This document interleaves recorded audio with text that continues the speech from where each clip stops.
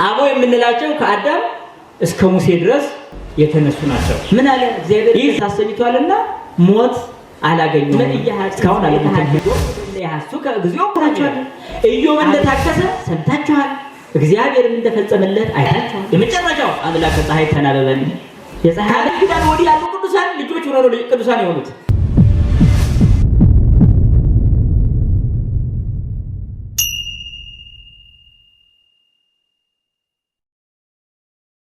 ከዛ ሲቀጥል የሰዎች ቅድስና ነው።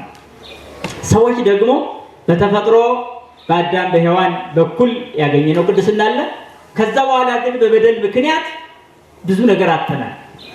በጣም ብዙ ነገር ክብርን፣ ጸጋን፣ ቅድስናን፣ ንጽህናን ሁሉም አጥተናል። ሆኖም ግን የእግዚአብሔር ሰው መሆን እስኪመጣ ድረስ ብዙ በግላቸው ቅድስናን ለማስኬድ ታግለዋል። ስለዚህ ከመላእክት ቀጥሎ ቅዱሳን የሚባሉት ቅዱሳን ነቢያት ናቸው ማለት ነው። ማነው? ቅዱሳን አበው የምንላቸው ከአዳም እስከ ሙሴ ድረስ የተነሱ ናቸው። ይህ ዘመነ አበው ነው የሚባለው፣ ሕገ ልቡና ነው የሚባለው። በዚህ ዘመን በጣም በርካታ ሰው በርኩሰት ኖሯል። ብዙ አባቶች ደግሞ በቅድስና ኖረዋል። በአዳማዊ ኃጢአት እንደተያዙ በግላቸው ግን ፍጹም ሰው እስከመባል የደረሱ ሰዎችን እናገኛቸዋለን ማለት ነው። ስለዚህ ቅዱሳን አበው የሚባሉ አሉ። አበው የሚባሉት ከአዳም እስከ ሙሴ ድረስ የተነሱ ናቸው። እዛ መካከል ለምሳሌ አቤል ተጠቃሽ ነው ማለት ነው። አቤል ምንም አይነት ትምህርት በሌለበት፣ ምንም አይነት ምክር በሌለበት፣ ምንም አይነት የብዙ ሰው ሁኔታ ሳይገለጽ ሳይታይ ለእግዚአብሔር ልቡን አዘጋጅቶ የነበረ አቤል በቅድስና ይጠቀሳል ማለት ነው። ወጣት ነው። ፍሬ እንኳ ሳያፈራ የሞተ ነው። ግን ልቡ ግን ለእግዚአብሔር ቅዱስና ንጹህ ነበረ። ልብ በሉ። ከዛ ሲቀጥል እንደነ ሄኖክ የመሰሉ መጽሐፍ ገና ባልተጻፈበት ዘመን፣ ምንም መካሪ አስተማሪ ዘካሪ በሌለበት ዘመን ራሱን ንጹህ አድርጓል ሄኖክ። ቅዱስ ጳውሎስም መስክሯል፣ ነቢዩ ሙሴም መስክሯል ስለ ሄኖክ። ምን አለ? እግዚአብሔር እንደሳሰኝቷልና ሞት አላገኘውም፣ እስካሁን አልሞተም ሄኖክ። ስለዚህ ቅዱስ ነው። ቅዱስ ማለት መለየት አይደል? ተለይቶ ተገኘ ነው። ከዓለም እስከ መሰወር የደረሰ ነው። ተሰውሯል ማለት አልሞተም ነው። እስካሁን ገና ጌታ በሚመጣበት ቅጽበት ቀደም ብሎ የሚገለጥ ነው። ያኔ ይሞታል መጽሐፍ እንደተናገረ እና ከዛ ሲቀጥል ኖህን ስትመለከቱ ቅዱስ ሆኖ ተገኝቷል ብቻው። በዚያ ሁሉ እርኩስ ህዝብ መሃል፣ በዚያ ሁሉ ነውረኛ ህዝብ መሃል፣ በዚያ ሁሉ እግዚአብሔርን በሚበድል ማህበረሰብ መሃል ብቻውን ቤተሰቦቹን ጠብቆ የእግዚአብሔር ሰው እስከመባል ደርሷል። መጽሐፍ ቅዱስ ይህንን ሰው ምን ብሎ ይጠራዋል? ኖህን ፍጹምና ቅዱስ ቅን ሰው ነበረ ብሎ ይጠራዋል። ፍጹም ሰው ነበረ ብሎ ይጠራዋል። ፍጹም ማለት ቅዱስ ማለት ነው። አየህ። ከዛ ሲቀጥል አብርሃም ታውቁታላችሁ። ሁሌ ስለ እንግዳ አቀባበል የሚጠቀሰው አብርሃም ነው። ሥላሴን በቤቱ በማስተናገድ የሚጠቀሰው አብርሃም ነው። አብርሃም ለምን ቅዱስ ተባለ? ጣዖት በሚመለክበት ማህበረሰብ ውስጥ ራሱን በማግለሉ ነው። በቃ እኔ ጣዖት አላመልክም። አየህ። አሁንም አንተን እግዚአብሔር ይፈልጋል። ግን ምን እንድትል? ከልማድ ከጎጅ ባህል ወጥተህ እግዚአብሔርን እንድታገለግል ይፈልጋል። ያን ጊዜ በማህበረሰቡ የነበረው ልማድ ምንድነው? ሰው እያንዳንዱ እንጨት እየጠረበ ያንን አምላክ ብሎ ነበር የሚያመልከው። አምላክ ፈጣሪ ሌላ የለም ይሄ ነው ብሎ ማለት ይሸጣል፣ ይለወጣል፣ ግን አምላክ ነው። በዚህ ሰዓት ነበር አብርሃም አይምሮን ያነቃው። አየህ ምን አለ? እንዴት እኛ እንደዚህ አድርገን ነው አምላክ እንለዋለን? ሌላ አምላክማ መኖር አለበት። አየህ አሰበ። መንገድ ላይ ርቦት አብላኝ አጠጣኝ ቢለው ያው እንጨት ነው፣ እስከ መስበር ደርሷል። ስለዚህ አምላኩን ስለሰደረ ምን መፈለግ አለበት? አምላኩን መፈለግ አለበት። ከዛ ከፍጡራን መሃል እስኪ ከፍተኛው ማን ነው እያለ ሲፈልግ እሳት በጣም ኃይለኛ ነው ያቃጥላል አለ። ደግሞ ሲያየው ውሃ ያጠፋዋል። አምላክ የሚጠፋ መሆን የለበትም። ውሃ ኃይለኛ ነው፣ ጎርፍ ሆኖ ይመጣል። ይነቃቅላል፣ እንዳለ ደረቁንም ያረጥባል። ምን እንደ ውሃ የሚያስፈራ ምን አለ? አሁን አገኘው አምላክ አለ። እስከዚህ ድረስ ተባረከ። እግዚአብሔር ግን እያየው ነው የልቡን ፍላጎት። አሁንም ውሃ ላይ ሕጸጽ አገኘ፣ ጉለት። ለምን አቀበት አይሄድም? ገበሬ ወደ ፈለገው መስኖ እያለ ሲወስደው ዝም ብሎ የሚታዘዝ ነው። የራሱ የሆነ ቋሚ ህልውና የለውም። አይ ይሄም አይደለም አለ። ነፋስ ነው አለ። ነፋስ አቤት አቤት አቤት! ነፋስ እንዳለን የሚያነዋውጠው እሱ ደግሞ ግንብ ውስጥ ስትገባ የለም። ተራራው ሲያግደው ያየዋል። አምላክ የሚታገድ መሆን የለበትም። ፍለጋ እኮ ፈጣሪ ፍለጋ። አየሁ ወጣት እግዚአብሔርን ትፈልገዋለህ። እስመ ኢተሃድጎሙ ለእለ ይሐሱከ እግዚኦ እኮ ነው የሚለው። አቤቱ የሚፈልጉህን አተዋቸውም ይላል። ጭራሽ የሚፈልግ አብቶ አያውቅም እግዚአብሔርን አንፈልግ ብሎ ካለው በስተቀር። ከዛ ምን አለ? በጣም አንድ ትልቅ ነገር አገኘ። ፀሐይ። አቤት አቤት አቤት አቤት! ፀሐይ እኮ ከሁሉ በላይ ነው ያለች። ማንም አይደርስባትም። ስትፈልግ ታቃጥላለች፣ በቃ ስትፈልግ ታሞቃለች፣ ስትፈልግ ታሳያለች። ኧረ በቃ ፀሐይ ናት አምላክ አለ። ከዛ ማታ ስትገባ ማን ሊጠብቀኝ ነው አለ። ማታ ማን ሊጠብቀኝ ነው? ስለዚህ አለ የመጨረሻው አምላክ ፀሐይ ተናበበን። የፀሐይ አምላክ ራስህ አናግረኝ። በቃ እኔ አጣሁ። ራስህ አናግረኝ። እጅ መስጠት ይባላል። አየሁ ያቅምን ያክል ትመራመራለህ። አዎ ግን እጅ ትሰጣለህ። አየሁ የዓለማችን ተመራማሪዎች እኮ ተጎድተው የቀሩት እኮ እጅ ስለማይሰጡ ነው። እንዲሁ ብሎ ሳይንቲስት ነኝ ብሎ ሊመራመሩ ይሆናል። ነገር ግን ኢቮሉሽንን እንደ ፈጣሪ እንደ አምላክ አድርገው ያይታል። ዝም ብሎ ኢቮሉሽን ተራ ነገር ዝግመተ ለውጥን ልክ እንደ እምነት ይቆጥሩታል። ኢቮሉሽን እምነት ሊሆን አይችልም። ቤትና ቤት ራሳቸው አጥንት ይፈጥራሉ። አጥንቷ ስጋ ሞላች ይላሉ። እየቆየ እንዲህ ብሎ አደገ ይላሉ። ዝንጀሮ የነበረ ደግሞ እንዲህ ያለ ሰው እየሆነ መጣ ይላሉ። ቢጨንቃቸው ነው። በቃ የጭንቀት ነው። የጭንቀት ፍጡር ፈጠሩ። እጅ መስጠት ሁሉን ለሚችል ህሊናን ለሚያሸንፍ እግዚአብሔር እጅ መስጠት። አብርሃም እጁን ሰጠ። የፀሐይ አምላክ ራስህ አናግረኝ አለ።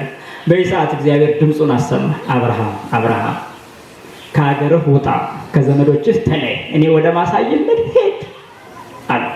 አብርሃም ሳያቅማማ በዚች ድምፅ ብቻ ወጣ። ቤተሰቡን ጣዖት ነው የሚያመልክ፣ አገሩን ለቀቀ። እዛው ከሆነ እነሱን መምሰሉ አይቀርም። እኛም በኃጢአት የተበከለ አካባቢያችን ምን ያህል እንደሚጎዳን አያቸው ላይ ሯቸው። ዘፋኝ አካባቢ ዘፋኝ ያደርጋል። አየሁ ስሜታዊ የዝሙት አካባቢ ዝሙተኛ ያደርጋል። አስተውሉ፣ ተጠንቀቁ። እግዚአብሔርን የምናገኘው በመለየት ነው። በመለየት ነው። ኃጢአትን ልምድ አናድርገው። የአካባቢ ባህል አናድርገው። ባህል ሆኖ ኃጢአት ከሆነ ያው ኃጢአት ነው። ምክንያት ሊሆን አይችልም በፍጹም።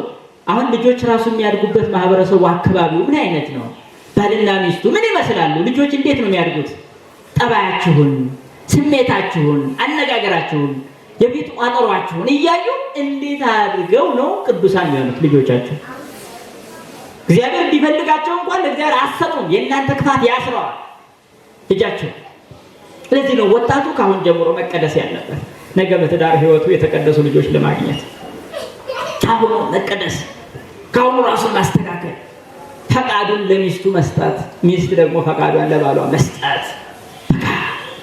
እንዲህ አይነት ያስፈልጋል እግዚአብሔርን ለማግኘት። እና አብርሃም እግዚአብሔር ሰጠ ሁሉም አላቅማማም። በዚህ ታዲያ አብርሃም በዚያ ዘመን የነበረ ቅዱስ ቢባል ምን ያንስበታል? እንደ መናኞች አገሩን ቤተሰቡን ትቷል። ይግረማችሁ፣ ሚስቱ አልወልድ ብትል እግዚአብሔርን አላማረረም፣ በጸጋን የተቀበለ። በኋላ ደግሞ ልጅ ወልዶ ደግሞ ሰዋልኝ ቢባል አላቅማማም። እሺ ብሎ ነው ይዞ የሄደ። እስኪ ልጃችሁ እግዚአብሔር ስጡኝና ረዱልኝ ቢል ምን መልስ የሚሰጥ ወላጅ ይኖራል? ከባድ ነው። እግዚአብሔር ጋር እልክ ምን ገጥም ሰዎች እኮ እኛ እንዳማኝ እኮ አንቆጠሩ። እልክ ሳይቀር ነው። ለምን ያመኛል? ለምንድን ነው ያለ? ለምን ልጅ ማይሰጣኝ? በዚህ ሁሉ ጠበኞች እኮ ነው እግዚአብሔር ጋር ብዙዎች አይደል? ምን አገባችሁ? ይመን ይስጥ ይተው፣ እኔ ድርሻዬ በቅን ልቡና ማምለክ ብቻና ብቻ ነው ማለት ነው። ይሄ ከሆነ አንተ ቅዱስ ነህ። አየው ድርሻ ነው። ሌላው የእግዚአብሔር ድርሻ ነው በቃ። እና አብርሃም ለዚህ ነው ቅዱስ የተባለው። ይስሐቅ ቅዱስ ይባላል እስከ ሞት ታዞ መቅረቡ። ያዕቆብ ቅዱስ ይባላል። ዮሴፍ ቅዱስ ይባላል። ኢዮብ ቅዱስ ይባላል። በጊዜው የነበረ ኢዮብ በጣም ባለሀብት ነው። ነገር ግን እግዚአብሔርን ያላማረረ ፍጡር በምድር ላይ ግን እንደሱ አይነት መከራ የገጠመው ሰው የሌለው ቢኖር ኢዮብ ብቻ ነው።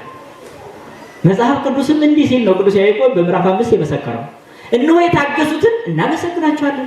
ኢዮብ እንደታገሰ ሰምታችኋል፣ እግዚአብሔርም እንደፈጸመለት አይታችኋል። ኢዮብ በትዕግስት ይጠራል። ለምን እንደሆነ ታውቃላችሁ? እንደ ኢዮብ ያለ መከራ የገጠመው በምድር ላይ የለም። ኢዮብ የታገሰ ሰውም የለም። ለዚህ እንደ ኢዮብ ያለ መከራ የገጠመው እዚህ ያለ እዚህ ምን ሊመጣ አይችልም። እንደ ኢዮብ መከራ ከገጠመው እዚህ ራሱ እንዴት ብሎ ይመጣል? እንደ ኢዮብ ያለ መከራ የገጠመው እንደ ኢዮብ ያለ የታገሰ እስካሁን በመጽሐፍ ራሱ አልተገኘም። ይገርማችሁ። እንደ ኢዮብ ያለ የታገሰ እግዚአብሔርን ላለመሳደብ የተወለደበትን ቀን፣ ሰዓት፣ ጊዜ ረገመ። ምክንያቱም በሽታው ያናግረዋል። ህመሙ በጣም ከባድ ስለሆነ አለመናገር አይችልም። ሲናገር ግን ወደ እግዚአብሔር አንደበቱ እንዳይከፈት ተጠነቀቀ። ወባረከ ኢዮብ ዓመተ ልደቱ፣ የተወለደበትን ቀን ረገመ ይላል። ወንድ ልጅ ተወለደ የተባለች ያቺ ቀን ምን አለ ጨለማ ሆና ትቅር፣ ምን አለ በእናቴ ማህፀን ደም ሆኜ በቀረው፣ ምን አለ ውሃ ሆኜ በቀረው፣ ምን ያኔ ወንድ ልጅ ተወለደ የተባለበት አለመናገር ስለማይችል እግዚአብሔርን ግን አንደበታል ከሁሉ አለመናገር ተጠነቀቀ። ፈተናው ግን ከባድ ነው። ስለዚህ እንደ ኢዮብ ያለ ፈተና አልገጠመህም። ኢዮብ ሁሉ በመሸከሙ ጻድቅ። ታዲያ እግዚአብሔር ራሱ ምን ይለዋል? ኢዮብን ወዳጄ ቅን ወዳጄ ብሎ ጠራው። መጽሐፍ ቅዱስ ደግሞ ስለ ኢዮብ ሲናገር ምን ይላል? ቅን እግዚአብሔርን የሚፈራ ጻድቅ የዋህ ሰው ብሎ ይጠራል። ይሄ ሁሉ ስም ቅን ብሎ ጠራ። የልብ ቅንነት እኮ ነው። እግዚአብሔርን የሚፈራ አለ። ይኸው በእግዚአብሔር ላይ ምንም አይነት የስድብ ቃል አልተናገረም። የዋህ አለ። ይህ ሁሉ ሲሆን በየዋህነት ነው የተቀበለው። ስለዚህ ይሄ ጻድቅ ያልተባለ ዛሬ ማን ጻድቅ ይባል? ይሄ ነው በዘመነ አበው የነበሩ ቅዱሳን ከሚባሉት መካከል ትልቁን ቦታ የሚይዝ ነው ኢዮብ። ማለት ትችላላችሁ። አሁን ስትል በተባለች ኢዮብ የተባለ በጣም ባለጸጋ ነበረ ብሎ ይጀምራል መጽሐፍ ቅዱስ። አያችሁ፣ ዳመና እኮ መከራ ልትቀበል ትችላለህ፣ ግን ከሀብት ስትወርድ ነው የምትናደድ። ይገርማችሁ፣ ኑሮ ስታጣ ነው እግዚአብሔር ጋር የምትጣላ። ዝም ብለህ እንዳለ መጀመሪያ ድሃ ብትሆን ራሱ ይቀላል ነገሩ አይደል? እግዚአብሔር ግን መጀመሪያ ከሰጠ በኋላ ሲነሳ ያን ጊዜ ነው ከእግዚአብሔር ጋር መሆንና አለመሆን የሚታወቀው። አያችሁ፣ የእግዚአብሔር እውነተኛነት፣ የኢዮብ ጻድቅነት፣ የሰይጣን ሐሰተኝነት መገለጥ ነበረበት። ስለዚህ ነው በአንድ ቀን 10 ልጆች የሚሞቱበት። 10 ልጆች ሆነ በአንድ ቀን እርግፍ፣ ሀብት በሙሉ በአንድ ቀን። ከዛ ጤና፣ ልብስ መልበስ አይችልም። የውስጡ ወደ ውጭ ተገልብጧል አካሉ። ይሄ እንዳለ መገጣጠሚያ ጅማት ተበጣጥሷል። በቃ በጥፍርም ማከክ አይችልም። ይበላዋል ግን ማከክ አይችልም። እንደ አይነት ባንዴ ይገርማችሁ። ከዚያው ምን ትዕግስት ተማረኩ እንዴ! እኔ ዝም ብዬ አይደል እንዴ እንድንል ያደርጋል ማለት ነው። ብለን ራሳችን እንድናዝም ማለት እኔ አምናለሁ ማለት ነው። እነዚህ እኮ በጨለማው ዘመን የነበሩ ሰዎች ናቸው አማወራቸው። በነገራችን ላይ ገና ክርስቶስ እኮ አልተወለደም፣ ወንጌል እኮ አልተሰበከም። ከዛ እንዲህ አይነት ትምህርት እኮ በመምህራን እኮ መሰጠት ያልጀመረበት፣ ሐዋርያት ወደ ዓለም ያልተሰማሩበት ገና የሆነ ዘመን ላይ ሆኖ እኔ እኮ ባደንቃቸው እኮ በዚህ ነው እኮ እኔ በጣም ባደንቃቸው። እኛ እኮ ራሱ እግዚአብሔር ሰው ነው ያስተማረው ሰዎች ነው። ስጋውን ደሙን ሰጥቶ እኮ ተቀበሉ ኃይል የሚሆናችሁ ይሄ ነው ያለን ሰዎች እኮ ነን። የዚህን ዓለም ፈተና የምታሸንፉት ስጋዬን ደሜን ስትቀበሉ ነው ያለን ሰዎች እኮ ነን። የእኛና የእነሱ በጣም ልዩነት አለ። እነሱ እኮ ልጅነታቸው በተወሰደ ዘመን የነበሩ ናቸው። እኛ እኮ ልጆች ነን፣ እነሱ ባሮች ናቸው። ልዩነታችን ራሱ ከአንድ ባለጸጋ ቤት እስኪ ባሪያና ልጅ የትኛው ነው የሚበልጥ? አንድ ባሪያ ከልጅ ጋር አስተካከሉ። አሁን ማወራቸው ቅዱሳን እኮ ባሮች ናቸው፣ ልጆች አይደሉም። ገና ልጆች አይደሉም። እኛ እኮ ልጆች ነን። ከአዲስ ኪዳን ወዲህ ያሉ ቅዱሳን ልጆች ሆነው ነው ቅዱሳን የሆኑት። እነዛ ግን ባሮች ሆነው ቅድስናን ያገኙት። ይገርማቸዋል ልዩነቱ ራሱ ማለት ነው። ስለዚህ ኢዮብ ገና ባሪያ ነው፣ ግን ለቅድስና ራሱን ጠበቀ። እንዲያውም ሚስቱ ምን አለች? ኢዮብ ከዚህ በኋላ የሚረዱ ልጆች እንዳትል ሁሉ ሙተዋል፣ ሀብትም ተስፋ እንዳታረቅ ጠፍቷል፣ እኔም ደክሞኛል፣ ሰልችቶኛል፣ እግዚአብሔርን ስደበውና ሙት አለች። የክፉ ሚስት ምክር ነው። ሚስት ጠንካራ ስትሆን ነው የሚያምርባት እንጂ ባል ቢፈተን እንኳን አይዞህ፣ ጠንክር፣ ጎብዝ፣ ለምን እግዚአብሔር አለ። ጠንካራ ነው ለሴቶች የሚያምርባቸው። በጣም የሆነ ገንዘብ አጥፍቶ የሆነ ሆኖ ሲመጣ ባል ተጨማሪ መከራ መሆን የለብሽም። ምን ማለት እንደ ይጥፋ እንጂ ገንዘብ እንደ ሌኒ ማለት ነው። ባሏ ሞኝ ሆነ እንጂ ሌኒ ታማኝ ሚስት ነበረች። ግን ባሏ ሞኝ ሆነ ምን ዋጋ አላምናትም በየች እንጂ ጠንካራ ሚስት ነበረች። ሴት ናት ባልን የምታደርግ። በተቃራኒው ደግሞ እንደ ሴት ያለ የሚያስኮንን ደግሞ አይደለም። ይገርማቸዋል። ሔዋን አዳምን ይኸው ከእግዚአብሔር አጣላቸው። ከእግዚአብሔር ስንት ሚስቶች ባሎቻቸውን ከእግዚአብሔር ያጣላሉ፣ በህይወት አደጋ ያመጣሉ፣ ለባሎቻቸው ሞት ያዘጋጃሉ። ስንት ሚስቶች በዓለም ላይ አስተውሉ። እና የኢዮብ ሚስት እንዲህ አለች። ምን አላት? ኢዮብ ግን በጣም የሚገርም ጠንካራ ወንድ ነው። አይ አንቺ ሴት ከሰነፎች ሴቶች እንዳንዷ ነሽ አላት። ከሰነፎች ሴቶች ሰነፎች ሴቶች አላችሁ እዚህ መኖር የለባችሁ። የእመቤታችን ልጆች አይደላችሁ እንደ ሰነፎች ትሆናላችሁ። ከሰነፎች ሴቶች እንዳንዷ ነሽ አላት። ሰነፎች ሴቶች ማለት ጊዜያዊ ጥቅም የሚወዱ ተራ ነገር ላይ ቦታ የሚሰጡ ለውበታቸው ለደም ግባታቸው ብቻ የሚጨነቁ ለነፍሳቸው የማያስቡ ለባላቸው ክብርና ፍቅር ምንም ቦታ የሌላቸው ለልጆች አስተዳደግ ቦታ የሌላቸው ግን ለግል ጥቅም ብቻ የሚሮጡ ሰነፎች ሴቶች ይባላሉ። ሰነፍ ሴት ልብሷን የምትቀድ ለታይታ የምትወጣ ጊዜዋን በከንቱ የምታጠፋ ሰነፍ ሴት ትባላለች። እየሰፋች እየፈተለች ስራ እየሰራች ትዳሯን የምትመራ ለባል የምትታዘዝ ልጆቿን ባርጋ የምትይዝ ከእግዚአብሔር እንዳይርቁ የምትጠነቀቅ እቺ ደግሞ ብርቱ ሴት ልባም ሴት ትባላለች። ልባም ሴት ለቤት ብርሃን ናት። ልባም ሴት ለቤት ክብር ናት። ለባሏ ደግሞ ዘውድ ናት።